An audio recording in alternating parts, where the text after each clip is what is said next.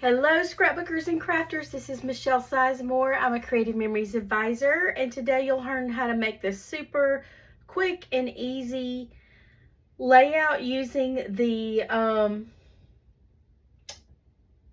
had to think, All American Blast scrapbook collection. It's our new 4th of July scrapbook collection, and I used these 3 different colors of cardstock as well, and I used the circle punch and the 12-inch trimmer, and I always need to have scissors handy, and a repositionable tape runner. And my thought process on this, it looks like a patriotic quilt, kind of, and I can already see where I got some that weren't centered, so I gotta fix this as I go because it's bugging me. I have a quilt page. I should have brought it up here, but I didn't. But I think I'm going to do some quilt layouts soon because I love the concept of quilts and scrapbooking because they're both, important. Like, I love the quilts that my husband's grandma made and his mom made. It's those ladies put that together with a lot of love. We do that with our scrapbooking. I've seen a lot of quotes that go along with quilting and scrapbooking.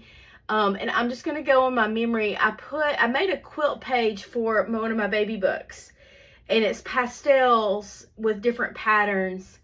And I use like hexagons and squares, and just different pastel patterns of paper.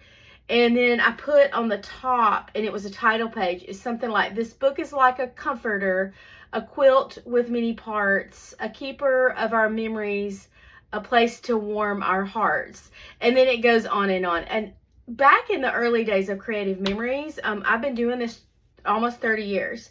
We had a whole class on quilt pages. I'm going to try to find that paperwork because I should still have it and kind of revive that and start incorporating that into some of my videos because I love quilts. I love scrapbooks. I don't love making quilts, but I love and cherish the quilts that have been made for us and just the ones that I see ladies make. I mean, they just put their hearts into them, and I think they're beautiful. Anyway, so this one is super easy. The only tools I needed for trimming were these 2. So let me show you how to get started. The circles are just made with the circle punch. And these squares are just 2-inch by 2-inch squares that I cut with the trimmer. So let me grab my Power Simple sleeve, and I just put a hodgepodge of all the papers and things I used in here. The idea is this is a great way to use up your scraps, just like ladies who make quilts use up their, their fabric scraps. So I've got some big sheets of paper here, but my goal is to just use up some of these little sheets like this, just all these like smaller scrap pieces, and these and this. So we'll start with those, and I'm not going to make this whole thing because I'm just going to teach you the technique, but once you get started with it, it's super easy. Okay, and I do see where I should trim a little bit off just to even things up, but I can do that part later, just like you would with a quilt. Okay, so let's do a few squares.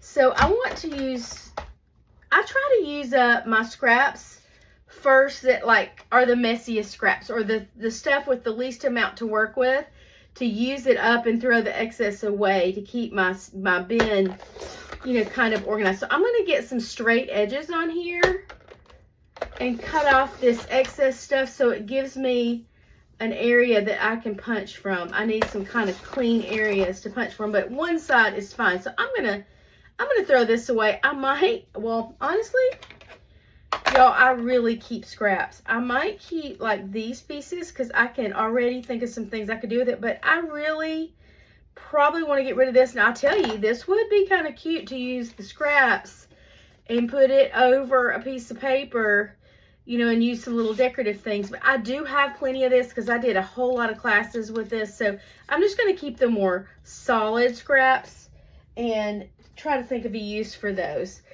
and put these aside. So, all right, so I'm just going to get a couple of, well, at least one, hopefully 2-inch square out of this. So I'm going to line this up with the 2-inch mark.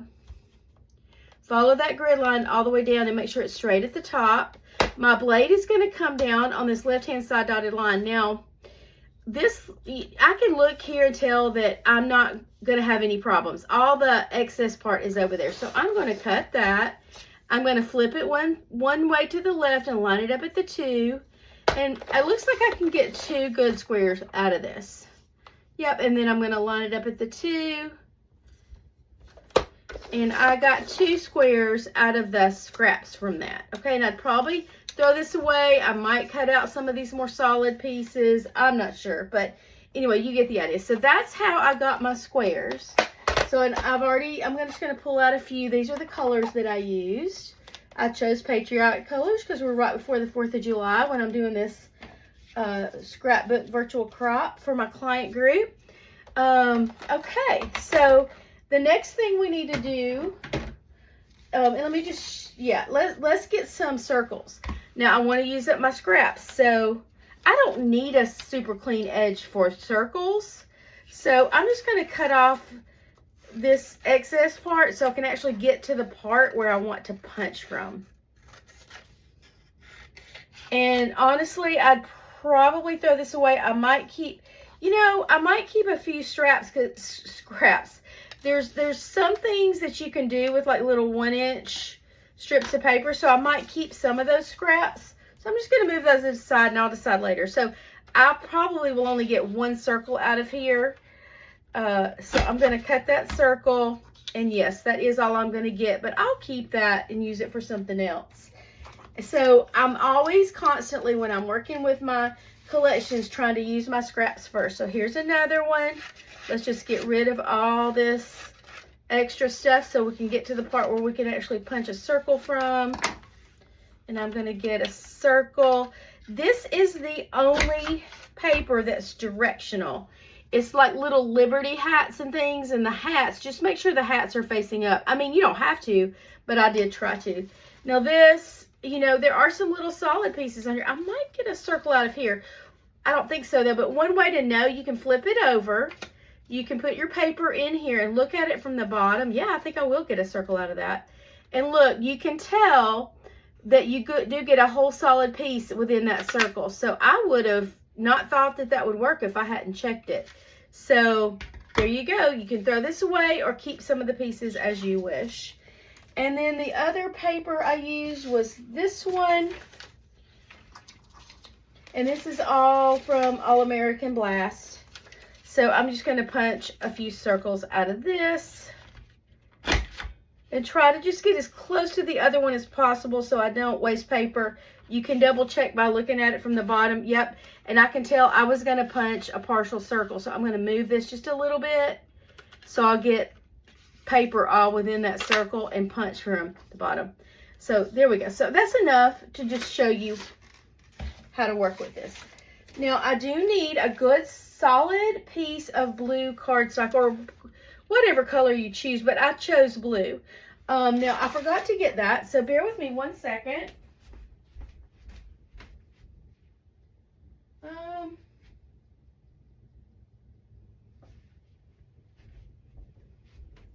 Okay, I'm struggling to find it, but I will. Okay, I am going to just pick red because I cannot find my blue at the moment.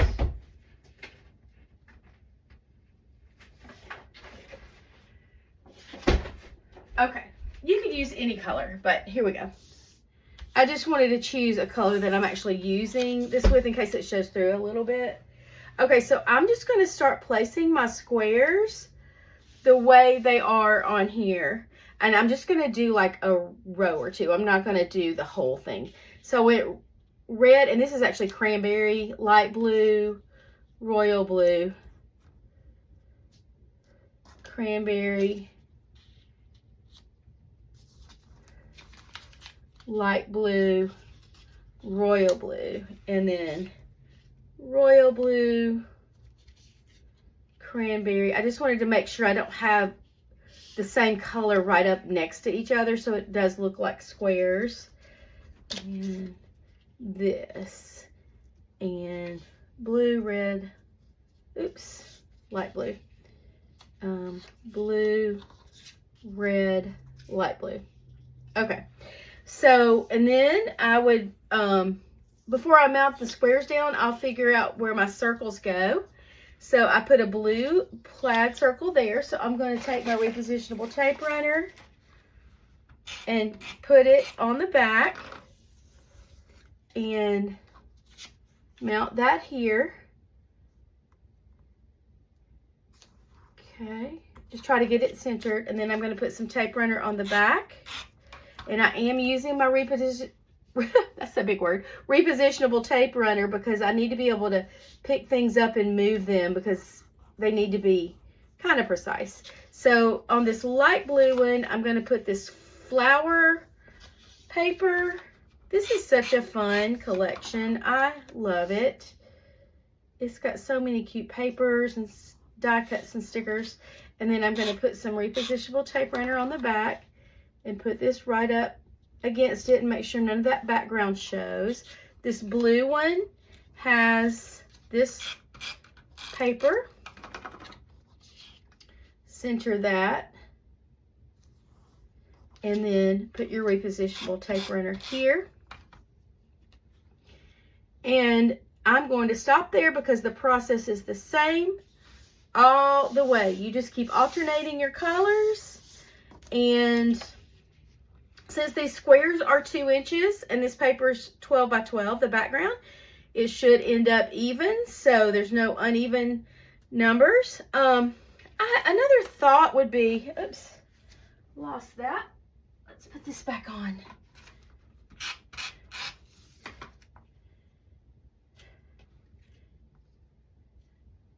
I didn't have that one taped down good enough. Now, I see that that circle is not centered. I think I picked that up and trimmed it, and then I didn't put it down very well. Yeah, that's why my circle was off center. Okay, so that's how you do it. Now, I could picture, I'm just thinking as I go, I'm going to grab a ruler. You could put, well, before I do my ruler, here's a thought. So you could use this as a title page, like I said, with a quilt poem that kind of goes with scrapbooking. You could add pictures to it. Like these could be pretend 4x6 photos. You could do this and have a little journal box, but that does cover up a lot of your quilt, but that's okay.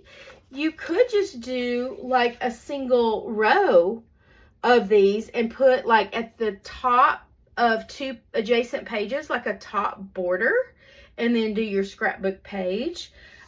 You could cut a piece of white cardstock so that you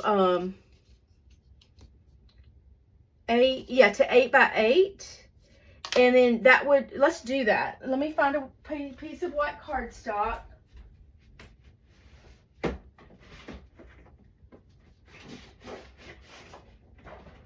Just so you can see what I mean. So I'm going to cut that. These are just things I decided as I'm going through the video that I didn't really plan, but I'm going to open up the arm here of my trimmer and make sure the foot is open. Make sure everything is flat. And I'm going to put my white cardstock in here and line it up at the 8-inch mark. And cut and flip it to the left one time and put it at the 8-inch mark. And cut, and of course I would save all these scraps. Those are some good scraps. And then you could put this here and scrapbook on it, right? You could even put like I see that some of these are not even. I could work on that. Like I need to kind of fix that. But then you kind of have a border all the way around. Now that it's very wasteful to think you would do all this and then cover it up. So what I would do is, if I wanted this look, I would just take a white piece of cardstock and then build around it, around the border, and not do all this work in the middle. But I just wanted to show you what that would look like to give it a different look. Okay, I like that. Honestly, I think I should cut this just a tiny tad bigger than 8x8, like 8 1/8 by 8 1/8, so it, where things aren't perfect, it would just kind of cover up those little imperfections just a little bit. And then, you know, you might have to reposition your circles a little bit just to make them look centered. But I think I just love this combination of papers and colors. I love this All American Blast collection. It is our 2025 4th of July collection. I just say Patriotic. It can be used for a lot of things. And it's a fun collection, and I love it. So I hope you all like that. I hope it might inspire you to make something for your book, like a title page or just a scrapbook page or whatever you like. Thanks for watching my video, and I hope you guys have a great day. Bye.